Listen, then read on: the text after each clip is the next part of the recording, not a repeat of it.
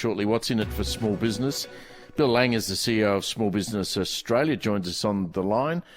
Bill, happy, sort of happy or not happy? G'day, Steve. Look, we've just finished our analysis of a lot of information, and 6.5 out of 10. So there's a bunch of small businesses in particular industries and areas that are travelling well, and they'll see it as a real positive. But then there's another bunch, more than probably a million, where there's actually not that much that's going to provide real solutions to help them recover and survive.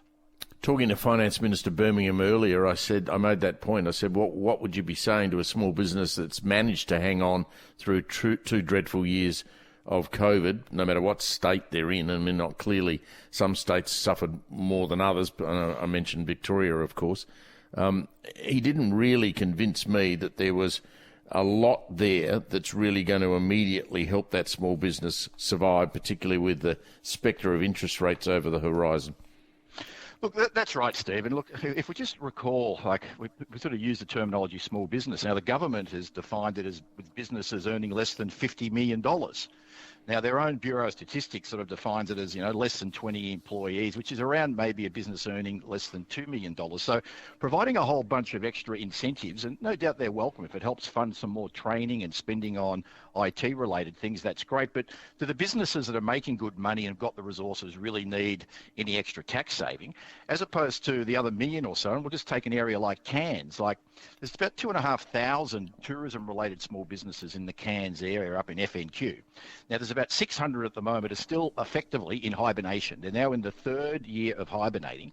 Now, what those businesses need is help to get customers back. And we're told that there's 250 billion in the bank accounts of Australians that have saved as a result of the pandemic and the fear and their ability to save money. We need some incentives to get those people spending that money with the types of businesses that need help. So every accommodation business, the CBD Melbourne hotels all need help up in far north Queensland.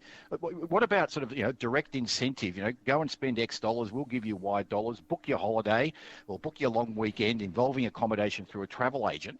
And then we're going to directly help the small businesses hurt the most. And not just using taxpayers' money, but just encouraging Aussies to, okay, yeah, I'll spend 200 and I'll get another 200. And we're seeing how effective that's being with, dining programs and vouchers that some of the state government's done. We don't see anything like that, which is very disappointing. It's okay to have a policy that says you'll give a $120 tax deduction for every 100 you spend as a small business training employees. Well, many of these businesses can't get employees. That's the problem, let alone training them. They're actually advertising for people who don't need any training. Well, look, that's right, Stephen. Again, for the businesses that, don't have the money to pay for the training in the first place, actually some sort of a training voucher that can be used to fund the training is a much more effective way of helping businesses that need some financial help. And then also in terms of, the actual training that's available, if it's going to be linked to having to deal with TAFEs and things that in certain occupational areas don't provide convenient and practical training, that's not going to help either. So what are the good things there, aside from those training levies? Are you seeing in the budget itself some form of optimism for people to come out of COVID? Oh, look, I think so. There's, millions of people are going to get an extra $400 or so. Now, those households that earn less than $120,000 a year, they are effectively, also made up of many, many very small business owners. So that's going to be some extra money directly going into people's pockets that will go out and actually spend that money. So that's a real positive. There's some positive changes on red tape. So the ATO would normally automatically increase, by about up to maximum of 10% your automatic payments on tax. That's now being limited to an up to 2%. So that's a real positive as well, because what that means is there's less money going out to the tax office to potentially claim it back. Cash flow being absolutely the lifeblood of businesses needing customers to come and, actually, provide that cash flow for them. So there's definitely some positives, less red tape, less automatic tax deductions, but a lack of innovation in tax reform. We've still got these foreign companies in tech, in private equity investing, basically not paying their fair share, billions of dollars in extra tax revenue that we, the Australian people, should be getting, that gives them an unfair advantage against every Australian-based business that pays their full tax.